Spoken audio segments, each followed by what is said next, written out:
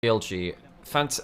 I think that Knight needs to not be on Karma. I think he needs to be on Playmaker. Their bot lane is looking fantastic. I think BLG are one of the best teams at playing around early winning lanes in the world right now. They are kind of the LPL's version of T1. Every lane is looking to get specific counter picks and dominant matchups, push in very hard, while Shun goes into the enemy jungle and makes sure that the enemy jungler can never stop those winning lanes and interfere with them. So I think that BLG have been less precise than T1. I think if they showed up today, I think that T1 would beat them pretty consistently 8 times out of 10, because there'll be a couple of games where BLG just managed to flip the early game, but that's basically what we saw internationally, right? Where BLG couldn't really contend with them on like an early game level. On the information warfare level, basically. Yeah, because effectively it's about, you know, how do you play and organize your early game in terms of vision, in terms of jungle battle warding. We're going to get ourselves close to the draft now as well. I think maybe they'll have one clip back. It's going to be pretty close. We'll get ourselves into that soon. But I think that BLG, they've struggled to close games now. That's the thing which I'm worried about. So in this series, against actually a pretty good team, W are a good team, I need to see them take leads confidently in the same that we've seen them very consistently do that, and then actually close games well. I want particularly Knight to be on a playmaker to help them do that, and Bin to actually get involved in the game. Bin has not had the most fantastic game so far. No, and hey guys, good to see you. Been a long time since the NEST Championships. But yes, I think you've got the exact point. For the side of WE, you wanted a test for them. This is about the best test you're going to get in the LPL as it stands right now. How good are WE? Well, I guess we're about to find out, aren't we? Getting ourselves into second series of the day. So thank you so much for joining us, everyone who wants to enjoy the LPL in its pure and cleanest possible manner. So we get ourselves into Xi'an, WE's home crowd, BLG, one of the best teams in the LPL, letting through a Smolder first off. Triple AD carry ban into what looks like a Smolder first pick. On the other side, the Twisted Fate and the Senegon as well, which of course strictly also those options for the bot lane role. Instead, they turn away from what would have been effectively another AD carry takeaway, and they'll lock away first instead. So this pick being hovered over an awful lot, it feels like this champion is inevitable. It is also a flex between bot lane and top lane. I would be surprised not seeing it be locked in early. Now, Fofo has been a very good way on the whole, actually. And that's important because he's not always been a player which has had great champion pool depth. Adding this one to the repertoire has been very important for Team WE. So the Nautilus as well locked in for the side of On, which has been a very important pick for the entirety of the LPL. It speeds up the game. It means you can make these early game plays. Now Team WE, they have to decide what they're going to do about this Smolder Nautilus duo. Do you shut it down in lane? How do you deal with this? With difficulty, I think, is honestly the option. And the other thing is, we have also talked about BLG's general game plan, which has been lane domination, battle ward to enable it. Getting rid of those AD carries, which are pretty much the staple lane dominant poster childs in the Kalista, Lucian, Varus, makes that perhaps a little bit harder for Elkanon. For Smolder isn't necessarily what you'd call lane dominant. Of course, with the W, if you can hit multiple champions at the level 1 with it, you can try and get shove at least, but it's not quite the same. With the Aatrox locked in, there's a non-zero chance that Smolder could also be put top lane as well. It's a little harder to go into Aatrox than something like a Cassante, which you're just gonna like wail on for as long as possible. Now Knight is hovering over a couple of his picks, which you could look through. This would mean that Shun would have to dip deeper into his champion pool. Something like the Jax is a flex between Bin's Jax and Shun into the Xin Zhao as well, so that would be very powerful for them here. You can hold that over the top lane and the jungle matchup, which is actually both. It's good in both of these matchups. It wins in both of those jungle and top matchups. Am I remembering an apocryphal story here or not? Am I right in thinking that Knight basically didn't play Azir at all last year? Yes. Only this year he's pulled it out again. I'm just trying to remember if I had that correct or not. So he's played it twice this year against one of the lower tier teams, which I felt like BLG were experimenting a bit in. Knight's never really been a big connoisseur of that pick, so while it was hovered over, it's not necessarily the most likely to be locked in, and then also against Hui, it's just not particularly a happy lane matchup either. You could go, however, towards maybe something like the Tank Azir matchup. That can also be pretty happy for you as well. I think it's actually better into the Hui too, thinking about it. Yeah. So the chance of that coming through. Seeing that WE, now they have an issue of like, well, do we ban out top laners? Do we ban out junglers? Do we want to force the Jax into top lane? What do we do with this?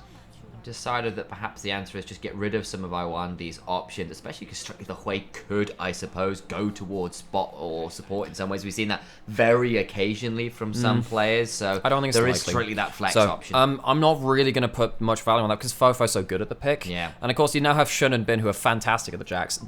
It's good matchups and they're good players of it. I think that one is quite a powerful flex. And now WWE, they're umming and ahhing. And he'd ban actually out in an engage pick from Knight. Now the thing is, Knight, when he's on playmakers like the Nico, he just finds ways to end games, which is something which BLG have struggled with a little bit. So taking away some of the game-ending picks from one of the very best mid laners in the LPL, actually thinking about it, I think Knight still is just the best performing mid laner in the LPL right now. It's very important. He locks in the Talia. It's got that global pressure. It's got some threat onto the Hui. It is outranged. Sometimes the Talia can struggle against the Hui and just say, well, you know, just he lands a couple of bits of poke and the laning phase is very hard. But he'll have the ability to combo up with the Nautilus and the Jax who can start fights very well. And of course, he's got the Smolder with long range engage. So on the other side, Stay goes towards the Jhin. Not the first time he's locked this in, actually. I remember him looking towards this a little earlier. And we see a little bit of something different from the bot lane of WE. Very long-range carries now, the Jhin and the Hui. What are you going to lock in for setup for these two, though? Bard's not a bad option. We did see a little bit of this out of the likes of Boomer and Carrier at some points, where the point is, you can just set up CC and pick from a very, very long way away, and your burst is pretty high. Of course, you've got the Nautilus maybe to punish one or the other of them. It can sort of manage a Jhin ult. That means that now you do have some of that long-range setup, and when you've got stuff like the Smolder and the Talia trying to stay safely away from the enemy champions, that can be very important. Of course, now the Jax jungle top flex. What's it going to be? It is going to be a Jax top lane. It's the Aatrox, so Bin back on his Jax. That's going to be something very fun to see. And Shun goes towards the Viego, an aggressive champion. It's one which has been played towards an awful lot when we have had stuff like the Nautilus in as well. It's been a real LPL specialty of the last few weeks. I think you're wrong. It's clearly the Nautilus going in the jungle. We're bringing back the Talia support. It's Viego mid lane. We're going back to that era. The Jax the only one that is going top. Right, okay, thanks, Sam. Thank you for... That's why we pay you the big bucks, which is appearing on the stream from time to time, incredible I guess. exposure bucks. It's amazing. I'll pay you in 2 shifts of exposure on my channel. That's what I'll do.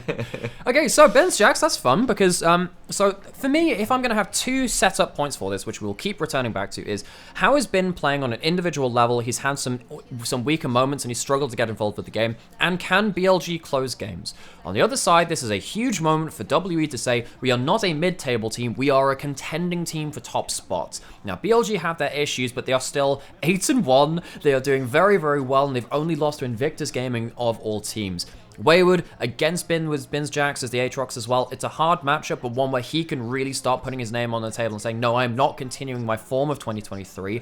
I can be better than that, and see how we can do it today. Can they make this a successful game? WE, of course, as we've said, this is supposed to be something of a true challenge for them. How good are they really? Can they do what they've done against some of those mid and lower table teams against those up at the top of the tables with them? This will be, in a lot of ways, they will be testing. BLG, supposed to be a completely flawless split, in many ways hasn't been. They've not been quite as imperious perhaps as they could have been on paper. As on our screen is the most evil being on all of the Rift. Well, let us introduce you to Sothox, the destroyer of worlds, the devourer of breadcrumbs. That dog, monster. Those beady black eyes, don't trust them, chat. Don't trust them. Eat your soul as well as breadcrumbs. Yeah, so we've heard. So we used to be on a broadcast for the NLC with the production team.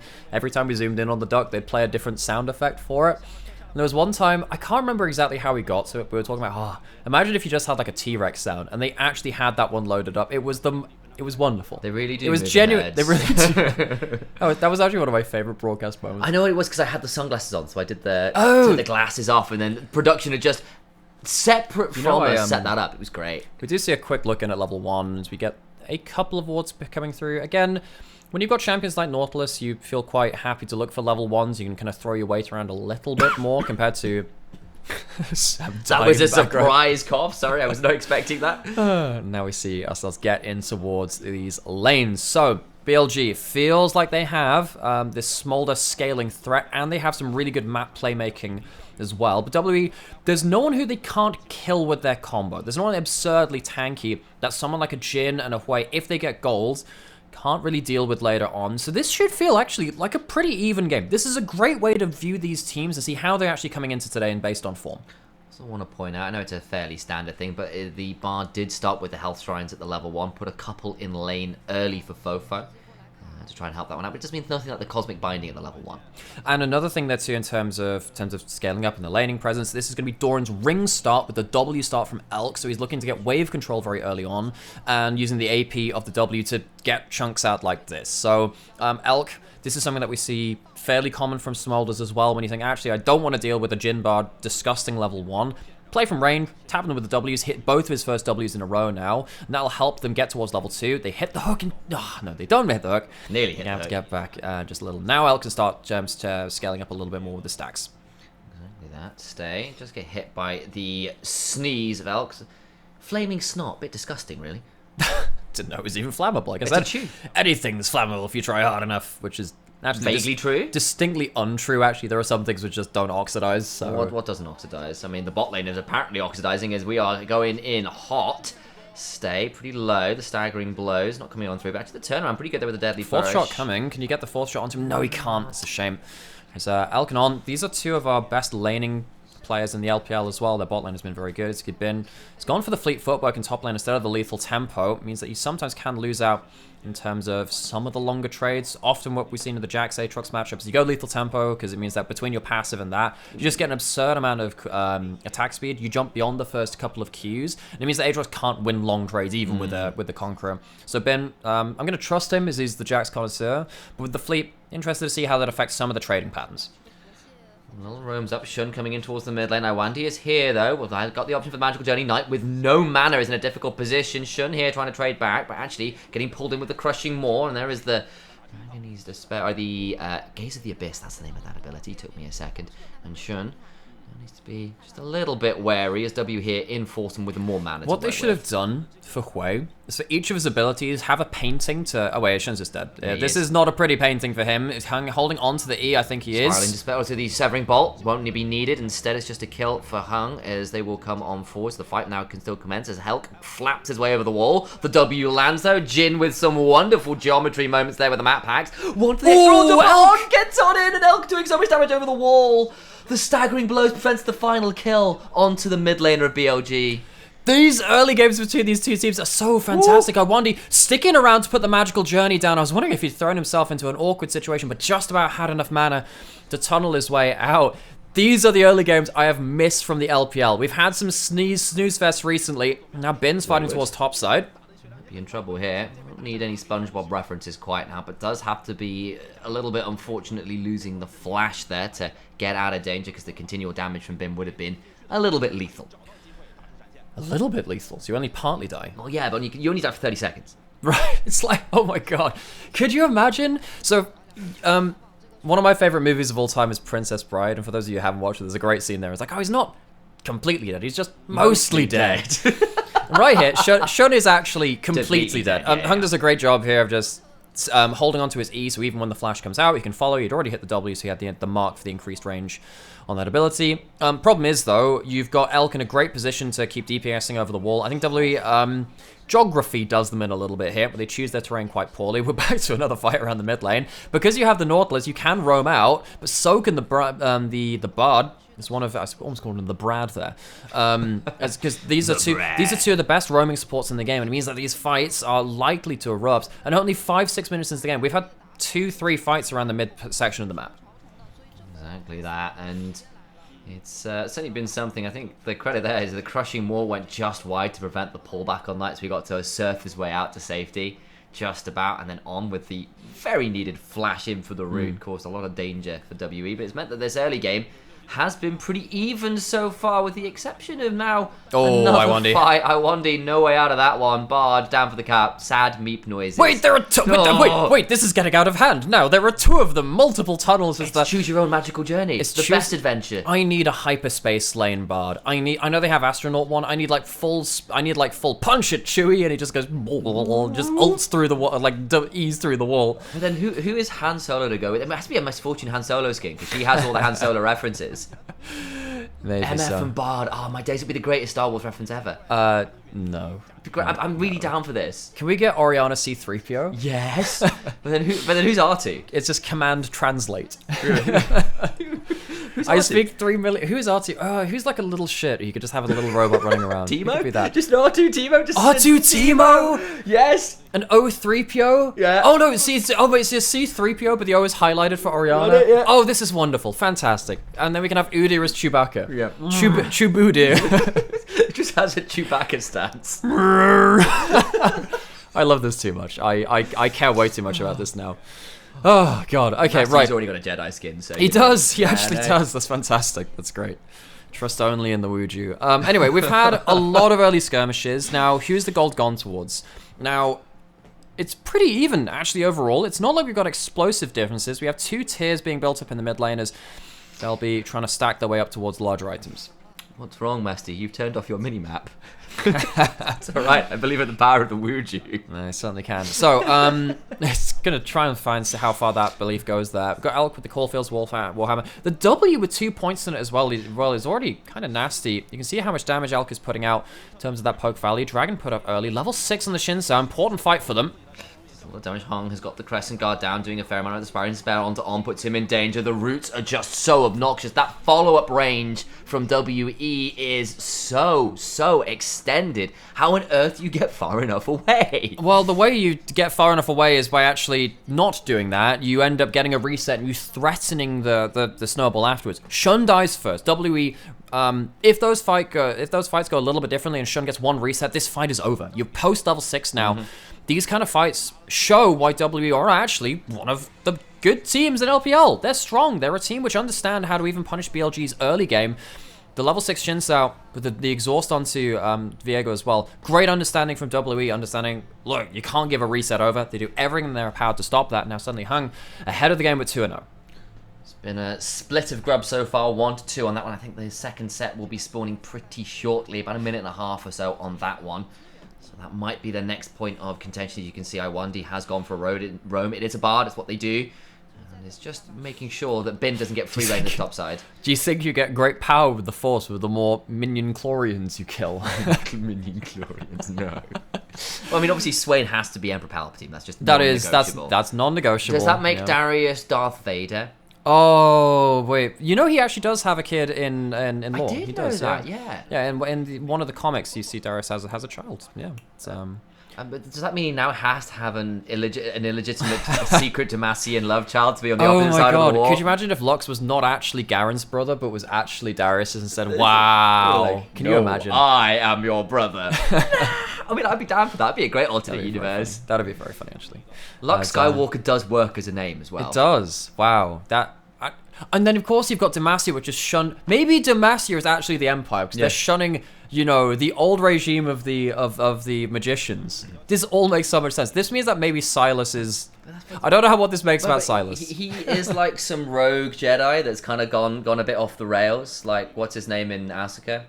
I can't remember. Balin. Honestly. Oh, Balin. That's the he was a great character, actually. Yeah. And of course, the Jedi have been gone for a while now within the Republic of Demacia. Like, as much as I'm loving this conversation, honestly, this is the most important thing I've talked about all day. This is what I live for. It's worth noting, folks. BLG, one of the best early game teams in the LPL, is currently even in gold with Team WE, a team which we've had some mixed thoughts on, but honestly had some pretty good impressions of, particularly since they switched out Prince for Stay. You can see that in this game as well. Stay on the Jhin, having a really big impact in this game already. Getting involved, and you've now sung his praises as an LDL prospect. We did that just before we got into this game as well. He's picked up the Jhin. Not every AD carry plays this right now, but I think the fearless drafting mode of LDL allows you to kind of prep some of these different picks too. And what this means is that when you look for plays around the mid lane, you've got a Smolder ult, which is very long range, but the Jhin W and ult are much easier to kind of like use on lower cooldowns. It means that Stay, if WE keep fighting around this right now, can have a bit of an AD carry advantage to how he can impact the map, and actually is showing the understanding right now that BLG have members potentially able to move towards bot side. He backs off, uses the trap in that one corridor as well to allow him safe access to this wave. I'm quite impressed by how this AD carry is doing. How are you feeling about your LDL boy? He's doing all right. I think he's once again showing that the flexibility of plays and actually having the option to say, yeah, I can play something like the Jhin if you needed it is not as standard as a number of other bot lane picks. I think it's also fair to say, though, on the other side, though, that BLG are making the sweat just in some of the raw mechanics. There's a lot of CS leads, pretty much all of the solo lanes, with the exception of top, that I think Bin is in need of a reset at some point soon, so that might change around, and we'll see where that goes. And that is perhaps why BLG are still doing very well in the goal. They're still matching up just fine here as the game's gone on. Yeah. Of course, this matchup changes an awful lot once you get to Profane Hydra on Aatrox. Oh, yes. So that is nasty, and to the point where I'm wondering actually whether Wayward, if he gets to that item, he actually starts beating out in the 1v1. It used to be a bit before when you would used to go for even stuff like the Eclipse.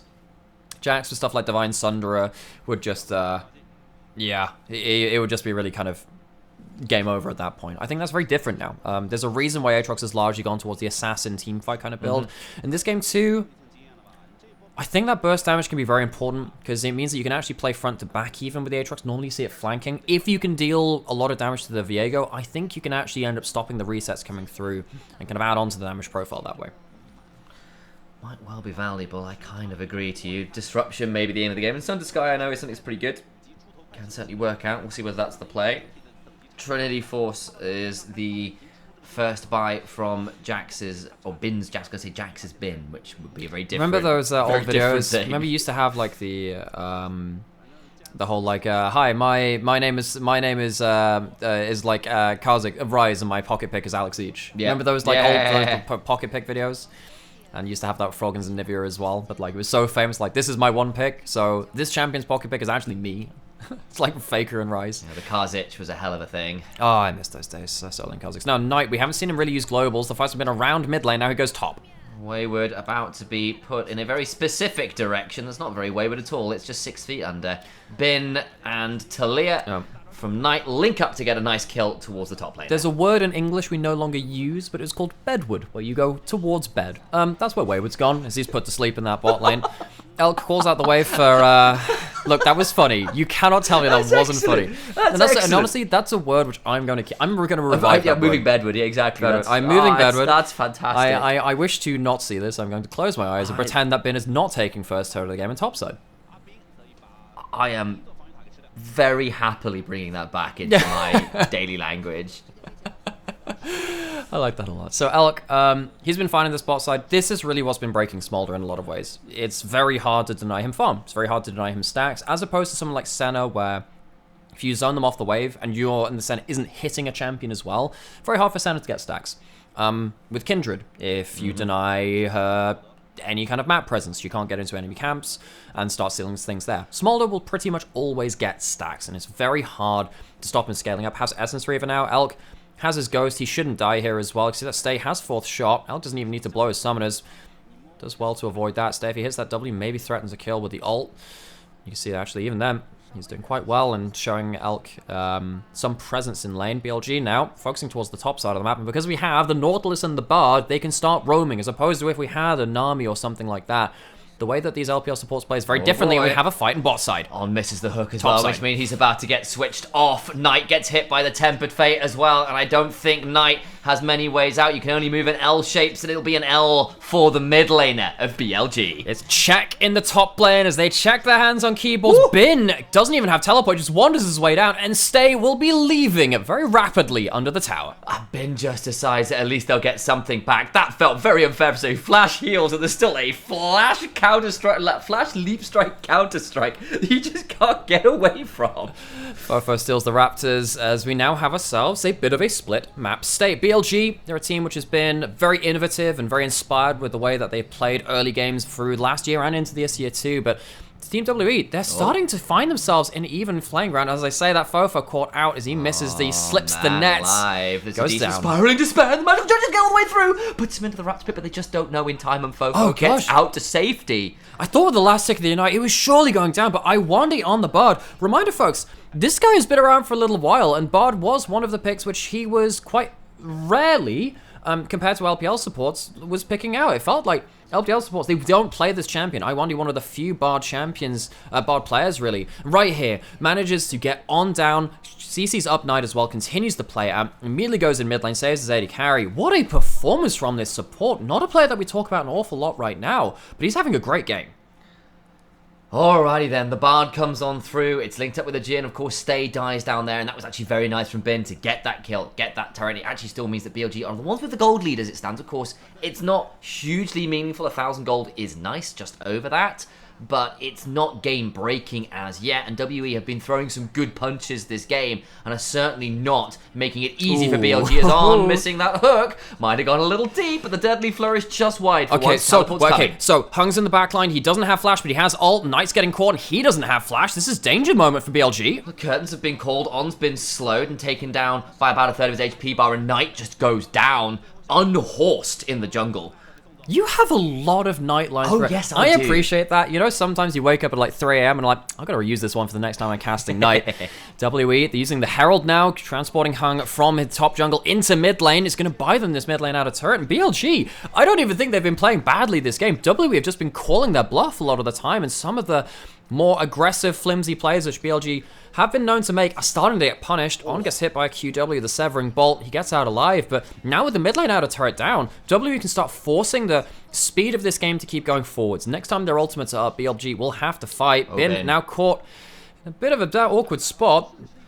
Eyes on Knight's teleport and Weaver's Wall. The support is definitely an option. Will it be summoned, or are they just going to leave Bin out to dry? The Cosmic Binding lands, and Bin actually doesn't take as much damage as I was expecting there. So they'll just CC him briefly and decide the turret is a little bit of a safer option than the champion under it. You got a Ghost Blade on Jhin compared to the boots of Bin, so he already has some armor built up. It's not going to be enough to burst him out. The council's been paying for industrial strength dumpsters. Your trash can has been upgraded.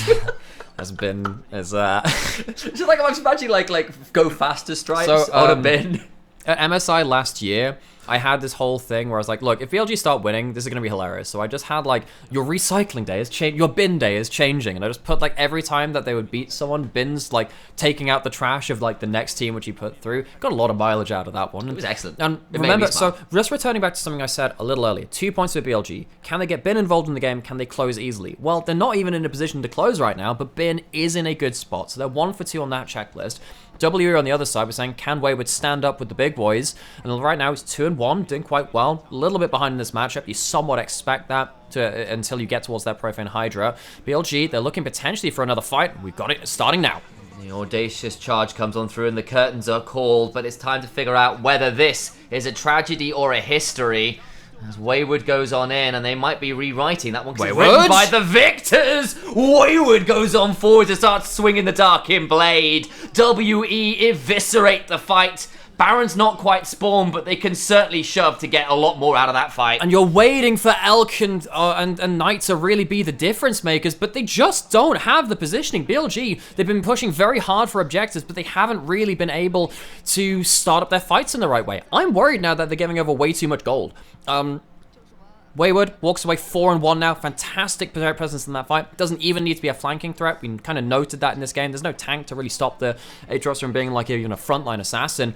Watching this replay here, how this fight starts off really awkwardly for BLG. On caught out, kind of uncharacteristically. It's another good ult from Iwandi. The big ults from BLG don't really get that much value. Nautilus obviously doesn't even have his ult at this point. Wayward gets over the wall, and this is where things get really awkward. You don't have your CC to stop Aatrox from full comboing. Flash in for a Q3 on top of Shun. The resets aren't really a factor now. And BLG, they should be playing around their resets, but then they're losing the first kill in every single fight. And what this kind of segues me onto is, if you don't watch the LPL, you just heard from what people were saying about Wayward last year. Oh, it's Wayward. Oh, he ruined rookies last year. He didn't get to Worlds. Wayward had an awful last year, and people will be having that hangover and saying, has he still continued to be bad? No, Wayward's actually had a very good 2024 so far. It's only 9 series in, there's a lot to be missed from that too, and he's had his share of awkward moments too. But he has a lot more games like this, where even against players like Bin, who notably has been suffering too, Wayward is actually being on a really good run of form. He's continuing that in this game. Honestly, it felt like Bin had been the one getting more out of this game, and maybe a moment like this would be exactly what's needed, but the ults popped. Bin flashing on him with the redemption here. Teleport coming on through. Wayward so desperately low. Does go low, but not down! He survives! And Bin, well, he's been kicked over. Oh, and the magician of the top lane is not Wayward. He is exactly where he wants to be, and Bin is the one that falls. The teleport from Fofo clears that up, and because BLG are so far behind where they should be with this composition, they can't start a cross map up. They can't punish WE from committing heavily towards the bot side and using a teleport. So BLG is just a straight lost play across the map. Redemption from Bard onto an ulting Aatrox. Fofo teleporting in. Bin, it was never just a 1v1, mate. You had to be aware. He takes the trade and it goes so wrong. In terms of, so that will be a great launch point for me to talk about the next point of this in terms of be aware. How do you be aware? It's through wards. Through vision, it's understanding resets. Look at the blue wards across the map. Those are all Team WEs. Is there a deep ward from Team BLG? Well, they have a ward in that one bot lane brush, which been used to keep auto attack up time. That's the only ward they have on the other side of the map. They don't have the vision to play aggressively. That's bad, because BLG are very good at playing aggressively, and sometimes even when they don't have information, they will still try to make those plays, and now they're getting punished for it. I am reminded of what we were kind of saying in the kind of preamble to this match, which was, look, BLG love to play aggressive lanes. They love to battle ward and have good information to allow their lanes to play like they do. That's fallen apart, as you just noted, and look at how it's all looking. Don't have the information now. Again, so Bin was potentially getting jumped on there, and again, they're working on assumed information. They don't really have great vision. On has flash, has ult, maybe he can be a big fight starter. All it takes is one Viego reset to turn things around. Where's the Smolder stack? Smolder is here, and everyone's starting to fire out. The curtains are called once more, but who on earth is being asked to take a bow? Fourth shot finally goes wide. That tempo not quite on the mark. There's a reference to a movie or two there from that one, but Knight backs away with the rest of BLG, and no one dies outside of Bin, but it is another death for Bin. Until that dragon fight hadn't dropped a kill yet. And now Knight has blown his flash. BLG have lost more defensive summoners, which could have been used for big plays a little later. And poor Elk, who's on this Smolder, is waiting to scale up. Maybe he can be the difference maker. It doesn't pull him back because of the way of that terrain working. He actually hooks him from behind the wall. Wow, he can't travel any further. Elk is now the saving grace. He needs to be the saving grace of BLG. He needs to be stacked up enough to be hugely powerful. I didn't check him with the stacks the last time that we saw it either. He should be getting up towards a pretty good amount now. 223. So now he has himself 225 coming up on this wave. He will have the execute. He will have 3 items. Now that's going to change things, because now WE, when they get into these plays, you don't have to just be worried about the Viego. You have to be worried about Elk getting good damage too. You have a lot of ways to shut him down, but if Elk gets a good DPS angle, it's going to get difficult for them. Because the one thing BLG do have to their name is a hell of a lot of scaling. Jax can do some work, but it doesn't matter if the scaling's there if you're dead before you can use it. Crescent Guard comes on through, Hung knocked up, but not really knocked down. Wayward into the backside. I think the only person who is Wayward right now is on way out of line and put down for the count. It is a knockout blow for now. Still a round or two to play, but Baron is the prize of that particular counterpunch. Shun, man, so disrespectful of the Hui CC. Didn't ult back early enough, and it meant that he had to take a lot of damage and was forced out of the fight. He has to reset, means that WE, they get the free run at Baron. BLG, they don't have a great amount of vision to fight this. Will just be a secure from WE. Problem is, of course, you are running a Jhin who is one of the notoriously the worst Baron takers in the game, but it's still fast enough at this point to be able to secure it without too much contest available from BLG.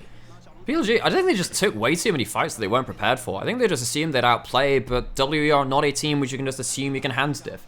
This is not a team which is one of our teams which is slipping up in that regards. They've had a good run of form since they brought Stay in for Prince, as we've continually said. Oh boy. And Wayward, now 6-1 on the Aatrox, now going to be in a position to potentially teleport for another big fight. Of course, BLG decided, look, we'll trade for the Dragon, but it's come at a cost of a very swift teleport and rotation mid, and WE are very swiftly getting this wave into tower. Stay, though. Heal and Ghostblade keep safe, but look who's here! It's shot in the backside! Just doesn't leave and Stay falls down. Baron Shove already punished from BLG, who aren't quite out of this game yet. The stolen body means the Deadly Flourish can come on through, and Elk roars to life, claiming another kill. Oh, you can't count out the static shock of this Billy. They catch WE a bit flat-footed, and it feels like they had all the tools to make this a death push. But with now a couple of people dead, the push being evened out, WE, they have lost a large amount of what should have been a game-ending play. Shun gets on the board. It's a reminder that BLG, they are meant to be your top team in the LPL. They're 8-1. They are still a very inspired team. Typically, they've won through dominant early games, but they've had a fair share of their comeback magic as well. Bin gets himself some waves in the bot side. D pushes that one. Feels like the Baron buff will be over with this. So what happens here? We can see that Knight gets a shove. Stay just doesn't respect whether Talia could be out of vision. Maybe should have positioned a little further towards top side. Maybe he was trying to avoid the Nautilus who was corralling him into Knight. With that play hitting, though, just feels like they just didn't have the ability to turn it around. Fofo misses his ult. I think if that one hits, maybe things change. But both carries going down. Big moment for BLG. They look for the fast play, the Baron, the immediate snap push mid, but BLG actually get to punish that because the vision wasn't down for that. They weren't quite aware of where BLG were entirely on the map, and Shun kind of coming out of nowhere from the Wolf camp gets so much value. It's a brief moment where WE didn't have enough vision to make a play. They've had great vision throughout the rest of this game, and now we see Elk actually walking forward, punishing Iwandi. He takes him down to half HP with 2 Qs and a W. It's a good amount of damage from him. Elk, he is going to really start to shred out damage. If you stand on the minion wave, that's 1 Q from Elk on to stay. Shun, Bin, now they get to kind of walk forwards. You can see that. It feels like even though WE dominant in the rest of this game, are starting to meet their match. The carries from BLG are online. We noted that Elk had hit 225 stacks, and the fight then goes wrong, but afterwards, that secondary moment as the Baron shove was a little overeager from WE, just that momentary weakness might have cost them a lot here. 3 items, all the stacks that Smolder needs, very much online. Tempered Fate interrupts the hook. The Deadly Flourish afterwards doesn't quite land. The Crescent Guard's in. On needs to try and run away. This time the Dredge line connects valuably. Will avoid the 4th shot, but is in an awkward position. Does have a blast cone though, so should be able to get out to safety, but Wayward now taking the opportunity to try and get some damage down. Redemption coming on through and on, will die. Bad choice on the blast cone to stay in the fight, you have to feel. Spiraling Despair lands on Bin, but will only take him to about half HP, and the Severing Bolt, there we go, took me a second. Also chunks him out to about a 1/3. So BLG, they lose a pick there, and On without flash is a prime target for WE to take off the table. It's not going to be BLG this time able to reach the carries. WE, with this, they get to maintain that vision control we said that they've done very, very well on. With Iwandi and On, both on champions which can roam and feels like face check quite easily and put down wards, the vision game has changed in the LPL drastically in the last 2 weeks compared to the first few. Getting into a replay of this, recalling a vision, that's a bit lazy from On, just recall on your pink ward. That would have been much more safe for him. He doesn't have the flash. That's On being a little bit lazy, actually. Don't expect that from this player. He's had a fantastic rise to form. And when this play comes through, I wonder if he's just sat there thinking he can get a combo onto Wayward and get a big combo up, but just plus code over the wall. A moment of real confusion there from On. Back into live, and Ben just being caught out briefly. Gets hit with a Cosmic Binding, but not to too much more than a little bit of a chunk. And we come back to WE being in command of the map. The Baron didn't get them as much value as they're liking, and that is a big sigh of relief for BLG. It gives them more time to scale, more time to get something like a death cap on Knight. But they are still on the back foot, make no mistake. I was about to mention that actually. Knight in a very good position. Bin not going to get pulled back. Hook forwards. Can they get a reset finally? Does a lot of work to keep Wayward alive. Muln comes flying on through the helicopter parent to end all helicopter parent. Begin to allow some resets to happen. Smolder's executed, and that means BLG, they've just gotten scaled, haven't they? Triple kill over towards Elk on the little dragon who could. Feels like the baby scales are falling off this dragon. They are fully grown. Elk has magnificent damage, and WE take a front to back fight. They cannot out DPS. The Jin's fallen off at this point. The Smolder is very much the DPS king.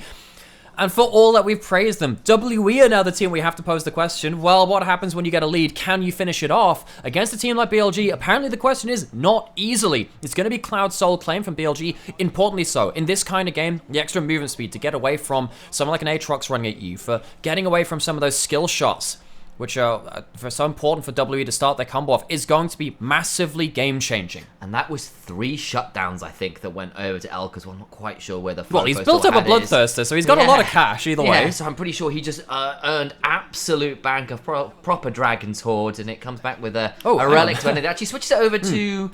He's thinking about his items. Thinking about his items. He was thinking about going towards the Leandries and saying, can I just get a load more ability damage with the mass stacking? He does go back towards that Bloodthirster all the same. And now with him delaying in base, it actually means that WE have an option to go towards the Baron. Remember, BLG, they move quicker with the back Cloud Soul, but can they get in the pit? Shun has flash and all. Trying to get to the backside. Massive damage onto Iwandi, who goes over the wall to no avail. Smolder claims a 6th kill. Baron secured by Hung and the WE team, but all the while Stay gets run down by Bin. The rest of the team collapses. Wayward alone remains to tell the tale of his team's collapse in this game. Oh, it's the mighty Elk which rears its head, horns held high. As BLG, they will get themselves a comeback victory, it feels like. They lose the Baron. One goes over to the side of Wayward, but that is it. BLG gonna claim another huge fight, get a gold lead for the first time in forever, push in towards this mid lane, and maybe even get themselves an inhib. I don't know if they can end, especially with Wayward up and available, be able to just at least get a Q onto the wave.